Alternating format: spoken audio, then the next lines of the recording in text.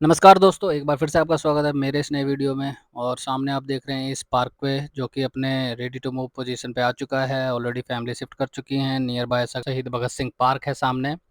Corner का plot होने के साथ-साथ काफ़ी अच्छा लुक भी देता है। साथ में आप देख रहे हैं गोदरेज का पाम रिट्रीट, जिस पूरा प्रोजेक्ट सोल्ड आउट है। ये फेज़ 1 अभी लॉन्च होगा कुछ समय बाद। तो ये आप सामने देख रहे हैं लो राइज़ अपार्टमेंट है गोदरेज में, हाई राइज़ का कॉन्सेप्ट भी है, लो राइज़ प्लस हाई राइज़ का कॉन्सेप्ट मिलता है। सेकंड आ जाता है आपका ये समृद्धि लग्ज़ूरिया, फेज़ 1 ऑलरेडी डिलीवर्ड है और फेज़ 2 अंडर कंस्ट्रक्शन है। ये इसका मेन एंट्रेंस है। तो जानेंगे कि कब खरीदना चाहिए घर, कब इन्वेस्टमेंट करनी चाहिए, और इस वीडियो के एंड में एक अच्छी-सी डील भी लेकर आया हूँ आपके लिए। जैसा कि मैं हर बार आपके लिए कोई ना कोई ख़ास डील लेकर आता हूँ, तो चर्चा करेंगे उस पर भी। तो उससे पहले जैसे कि मैं आपको बता दूँ, अगर आप इन्वेस्टमेंट करना चाहते हैं, रियल एस्टेट में एंटर करना चाहते हैं, तो बहुत आसान है घुसना, बट निकलना बहुत मुश्किल है। जी हाँ, मैं क्यों बता रहा हूँ मुश्किल?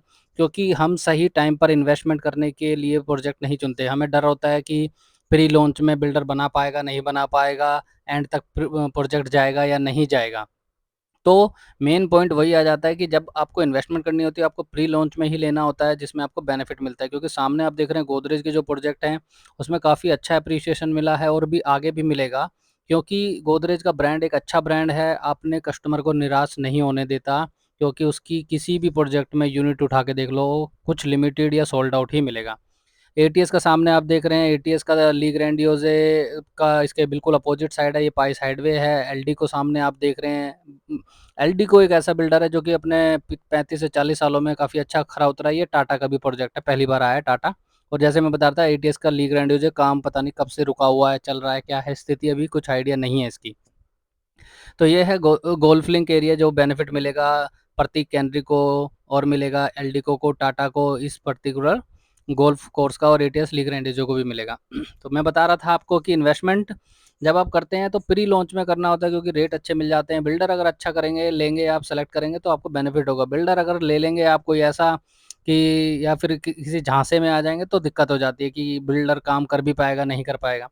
तो ये तो रही इन्वेस्टमेंट की बात। और दूसरी चीज़ एंड यूज़र की, कि एंड यूज़र को प्रॉपर्टी में कब इन्वेस्ट करना चाहिए, कब एंटर करना चाहिए, कैसे लेनी चाहिए, क्या लेनी चाहिए। तो एंड यूज़र का मैं आपको बता देता हूँ, सामने आप देख रहे हैं प्रतीक केंद्री।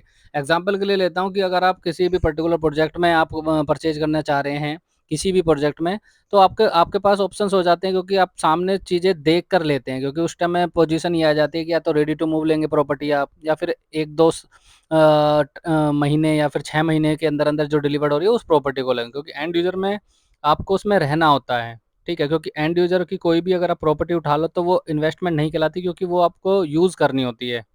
तो ये रही एंड यूज़र की बात, कि कैसे आपको किसी भी प्रॉपर्टी में एंड यूज़र पर्पज़ से जाना होता है। क्योंकि इसमें बेनिफिट क्या मिल जाता है आपको? बेनिफिट ये मिल जाता है कि आप अपनी यूनिट को देख सकते हैं, जा सकते हैं, उसमें घूम सकते हैं।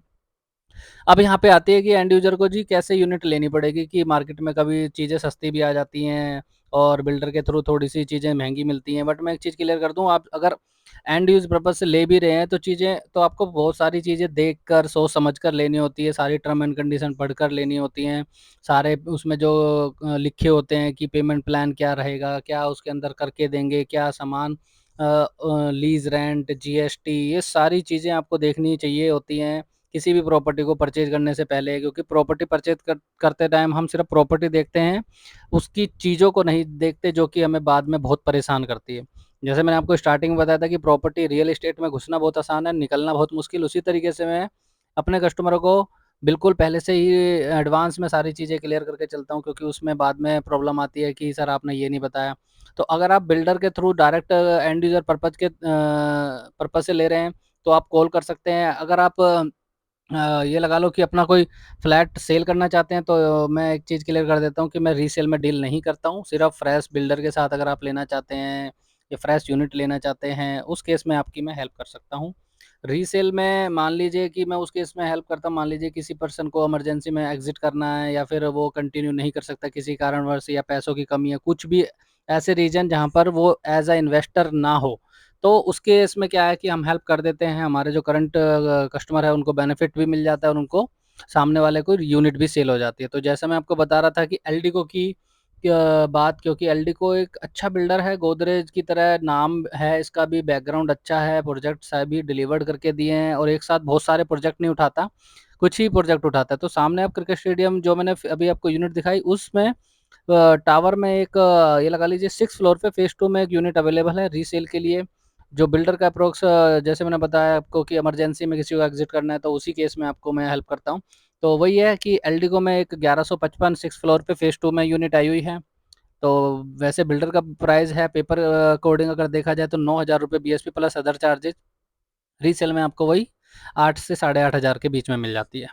तो जैसा आप सामने देख रहे हैं एटीएस का पायस, हाइडवे और ऑर्चिड। तो ऑर्चिड का काम आप देख लीजिए, अभी का स्टेटस है ये रिसेंट। तो ऑर्चिड भी काफ़ी तेज़ी से काम अभी आप देख रहे हैं होता हुआ। थोड़ा सा बड़ा प्रोजेक्ट है तो टाइम तो लेगा ही प्रोजेक्ट। तो ये है कि इसमें आपको अच्छी चीज़ क्या है, बड़े साइज़ मिल जाते हैं, 2350 और 3200 साइज़ है। अगर किसी को बड़ा साइज़ चाहिए और 3 साल 4 साल वेट कर सकता है, क्योंकि देखो अभी तो स्टार्टिंग हुई है, टाइम लगेगा बनने में चीज़ों को, बट ये है कि जब बन जाएगा तो चीज़ अच्छी है। तो सामने आप देख रहे हैं पाइस हार्डवेयर का स्ट्रक्चर खड़ा है, सारा का सारा स्ट्रक्चर खड़ा है, अंदर का काम होना बाकी है। साइड में आप देख रहे हैं गोदरेज नेस्ट नर्चर का प्रोजेक्ट है ये। और ये आप देख रहे हैं जो गोदरेज नर्चर का एक अभी टावर जो भी स्टार्ट हुआ है, बाकी 2 टावर अभी लॉन्च होने हैं, कब लॉन्च होंगे कोई आइडिया नहीं है। और ये आप देख रहे हैं एलडी को live by the green, 4 side का कॉर्नर प्लॉट है, इसमें क्रिकेट स्टेडियम है। तो यूनिट की करेंगे बात, उससे पहले अगर आप मेरे इस चैनल पे नए जुड़े हैं please subscribe my channel, don't forget to click on bell icon. Latest update सबसे तेज मिलेंगे आपको, सबसे पहले मिलेंगे आपको। टाटा वैल्यू होम जो कि नोएडा में पहली बार आया है, काफ़ी अच्छा रिस्पॉन्स रहा है। यूनिट भी इसमें काफ़ी सोल्ड आउट ही हैं। फेज़ 1 फेज़ 2 का फेज़ 2 अभी आप देख रहे हैं, अभी काम चल रहा है। फेज़ 1 में आप पेंट वेंट सब हो चुका है। और ये भी एक अच्छा प्रोजेक्ट है। इसमें वैल्यू होम्स के नाम से है, तो 2 बीएचके 1100, 3 बीएचके 1285 और एक बड़ा साइज 3 बीएचके 1575 है इसमें। तो अभी एंड एंड यूजर पर्पज से आप कह सकते हैं कि इसमें अगर आप देखना चाहें तो ले सकते हैं। बिल्डर के पास तो कुछ ही शायद ऑप्शंस अवेलेबल है, सोल्ड आउट है वो मोस्टली। और जैसे मैं आपको बता रहा था कि नोएडा सेक्टर 150 पॉपुलर क्यों है, क्योंकि इंटरनेशनल क्रिकेट स्टेडियम अप्रूव हो चुका है बीसीसीआई से।